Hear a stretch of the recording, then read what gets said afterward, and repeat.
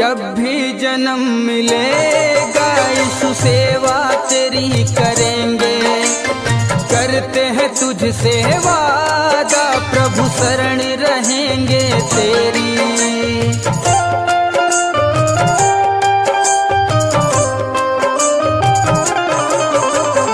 जब भी जन्म मिलेगा यीशु सेवा करेंगे तेरी।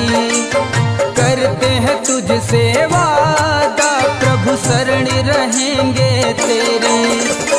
हर जीवन में बन के साथी देना साथ हमारा। जन्म जन्म का